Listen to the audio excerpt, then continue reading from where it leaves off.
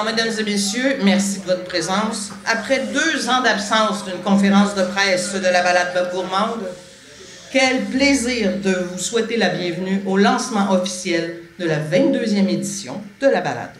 Présentée par Desjardins, bienvenue à l'Érablière au Petit Plaisir, site de producteurs sur le circuit bleu. En tant que partenaire de longue date, nous avons vu cet événement croître et devenir un incontournable pour les amateurs de produits du terroir. Année après année, ils se donnent rendez-vous ici au centre du Québec pour découvrir, mais je dirais plutôt pour redécouvrir tout le savoir-faire des producteurs et des artisans de la région. Que ce soit fromage, microbrasserie, verger, miellerie, ferme d'élevage, je pense que c'est pas le talent qui manque dans la région. La semaine dernière, la balade s'est distinguée sur la scène internationale. Vous n'avez pas parlé beaucoup, oui? OK. En recevait un prix pour le rayonnement de l'agriculture locale et tourisme culinaire décerné par le World Food Travel Association. C'est une très belle reconnaissance. Félicitations, Mme Vigneault, félicitations, M. Bougie, pour vos efforts et cette reconnaissance qui est une reconnaissance, je crois, rayonnement mondial pour notre région. Et c'est beaucoup. Bonjour, c'est toujours un grand plaisir à chaque année depuis... dans une autre vie, j'étais journaliste et je sais pas combien de fois j'ai fait des textes sur la balade gourmande. Petite anecdote que je racontais tantôt. Monsieur Morin de la fromagerie du Presbytère, il y a quelques années, me sort comme blague. Il dit, moi, mon fromage est très bon parce que je mets du sirop d'érable sur le foin de mes vaches. Fait que... j'ai écrit comme c'était une vérité. Il y avait un cahier spécial dans le Journal de Montréal et de Québec. Fait que j'ai écrit sans dire que c'était une blague. Et pendant toute la fin de semaine, il dit, sais-tu vous en mettez combien de sirop d'érable? C'était la blague de l'époque. L'année dernière, je l'ai fait. Je me promène à cette heure. Je suis plus journaliste, mais je suis maire. L'année passée, c'était incroyable la quantité de gens qui étaient un peu partout sur les sites. On attendait presque 1 heure pour avoir du steak haché chez Rosé Mignon à Sainte-Sophie d'Halifax. Cette année, c'est très agréable parce qu'il y a, en plus, il y a à Sainte-Sophie d'Halifax, il y a dans la MRC d'érable, comment on appelle ça, l'espace Sophia. Il y a un marché également chez mes voisins d'à côté, qui est où on fait le festival des sucres, le Rockfest, etc., à l'Érablière du Curé. On tient boutique cette année. Vous allez voir, c'est un très, très, très beau site à cet endroit-là.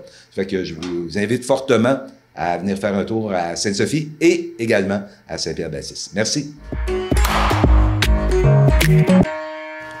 Alors, bonjour tout le monde. Merci d'être présent en si grand nombre aujourd'hui. Donc, je suis content d'être ici en tant que président pour ma première édition en tant que président de la balade gourmande. Donc, cependant, c'est ça, la balade gourmande n'en est pas à ses débuts. Maintenant, cette année, on va être rendu à la 22e édition de la balade gourmande. Puis, comme le préfet en faisait part auparavant, on est tout particulièrement fiers d'avoir reçu le 14 septembre dernier un prix de la Global Culinary Travel Award qui est émis par l'organisation, la World Food Travel Association.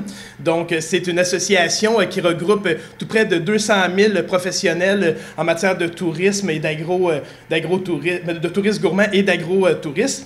Donc, on est vraiment content d'avoir reçu un prix lors de cet événement-là. Donc, comme on en faisait part, on a reçu le prix du meilleur rayonnement de l'agriculture locale et du tourisme culinaire. Fait que franchement, c'est vraiment une super belle tape dans le dos pour tout ce qui a été réalisé depuis les 22 dernières années, les divers intervenants qui ont mis la main à la pâte, les gens qui sont venus nous voir, mais tout premièrement, les producteurs qui, d'année après année, offre des produits de qualité, une offre alimentaire qui est vraiment super intéressante, franchement, sans l'implication de tous les producteurs sur le circuit, puis après ça, des gens qui viennent nous voir, de l'organisation également, de notre permanence, des membres qui sont sur le CA, mais je pense que c'est quelque chose qui n'aurait pas été rendu possible. Fait que franchement, je suis vraiment fier lorsqu'on voit tout le chemin qu'on a parcouru, puis que cette année, en fin de compte, on est en mesure d'offrir 39 sites de producteurs, plus de 165 exposants qui se situent c'est ça, autant dans les mini-marchés, directement chez eux, puis qui offrent gratuitement, en fin de compte,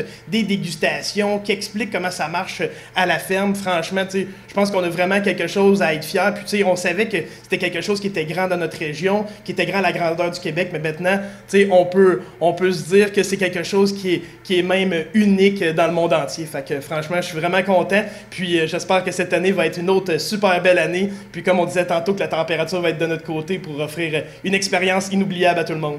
Donc, voilà, je vous remercie beaucoup.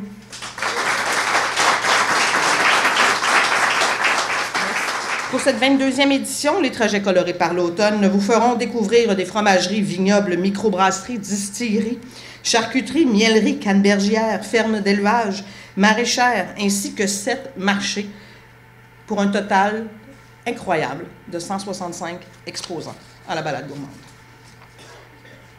Alors, voici la balade gourmande. Alors, nous travaillons à l'année à bâtir sur papier la balade gourmande. On trouve ça magnifique, nous, lorsqu'elle est terminée. Alors, c'est 6 circuits, 6 trajets signalisés pour la région de Victoriaville et sa région, tout en courtisant quelques limites territoriales voisines. La signalisation qui a débuté hier, et je tiens à remercier Mario, qui s'occupe d'installer 300 quelques pancartes, pour être poli. Alors, bravo!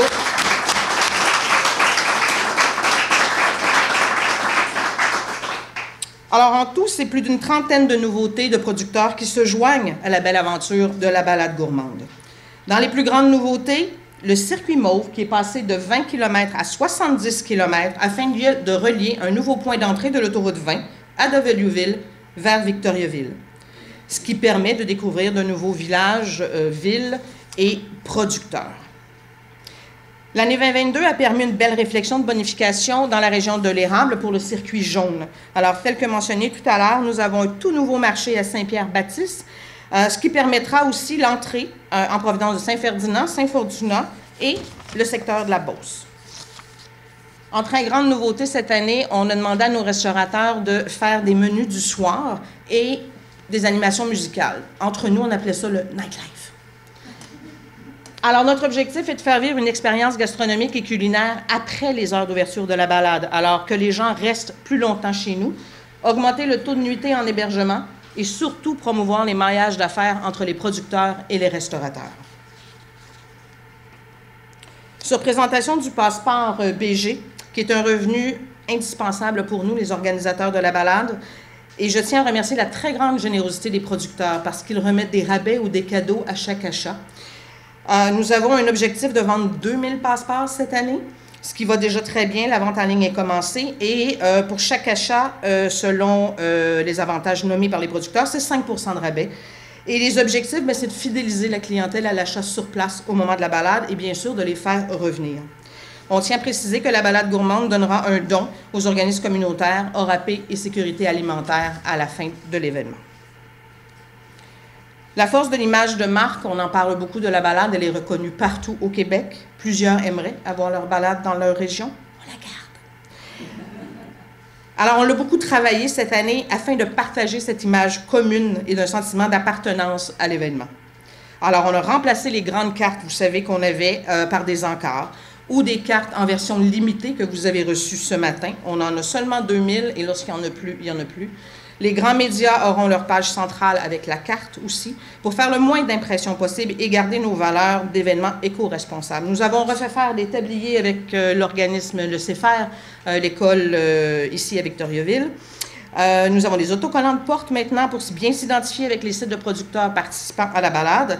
Et comme on a dit tout à l'heure, toutes les pancartes bleues, hein, vous vous souvenez, depuis 21 ans, elles sont maintenant toutes remplacées par des pancartes vertes. Alors, merci Desjardins. Pour une 3e édition, nous avons organisé une journée à la ferme pour 2 familles suite à un concours sur les réseaux sociaux. Et le hasard est très bien tombé où nous sommes allés, ces 2 familles venant de l'extérieur, c'est à peine un an qu'ils étaient arrivés dans la région, qui ont gagné le concours. Alors, merci à la ferme Les 2L, j'ai vu Hélène tout à l'heure. Voilà, merci beaucoup Hélène. Et un goût de miel maintenant, Herbe aux soins s'appelle un goût de miel maintenant. Et je peux vous assurer que c'est une journée où ils ont beaucoup travaillé. C'est la 3e édition de la balade électrisante propulsée par du bois méthode. Alors, quoi de mieux que de permettre l'essai d'une voiture électrique, mais d'en essayer 4. Savez-vous que c'est plus de 6000 voitures qui passent à la balade gourmande? et que chaque année, on essaie de réduire les GES et tout ça. Alors, chaque année, la balade, juste pour faire une petite parenthèse, fait aussi planter des arbres et soutient ce mouvement-là d'événements éco-responsables. Alors, toujours dans un mouvement éco-responsable, les visiteurs sont invités à télécharger leur carte directement à partir du site Web ou de créer leur circuit directement sur le site Web avec leur coup de cœur. L'application On The Go, qui est tout à fait gratuite, que vous pouvez télécharger ou simplement faire une mise à jour si vous l'avez déjà pour avoir les dernières cartes. Et en très grande nouveauté cette année, vous aurez l'achalandage en temps réel et d'un site à l'autre, vous allez recevoir un petit pop-up qui va vous dire que vous êtes à tant de minutes ou de kilomètres du prochain site. Alors, vous ne pourrez plus en manquer un. Alors, les réseaux sociaux depuis 2020, vous savez ce qu'on a vécu et on ne reviendra pas là-dessus, mais la balade gourmande est un très grand soutien aux producteurs, que ce soit pour les boutiques à la ferme, les produits, une reconnaissance et un rayonnement. Et juste pour vous dire, depuis qu'on a commencé à faire la publicité pour cette 22e édition de la balade, on est sur Facebook, Instagram, TikTok. C'est plus de 625 000 personnes que nous avons atteintes. Nous tournons à 10 % d'interaction directe. Alors oui, l'objectif de plus de 40 000 visiteurs est tout à fait possible cette année. Et le plan média est déployé à partir de cette semaine. Alors, imaginez-vous, on attend de la visite à maison. Alors, je tiens à remercier Patricia, que vous avez vu sur les sites. Elle a plus d'une vingtaine de capsules TikTok de tournée chez les sites de producteurs. Et puis, pour ceux qui essaient de rentrer sur TikTok, bon, c'est pas de mon âge, mais c'est extrêmement difficile. Et elle a dépassé le 10 000 visiteurs et vues sur ces capsules cette semaine. Alors, bravo, Patricia.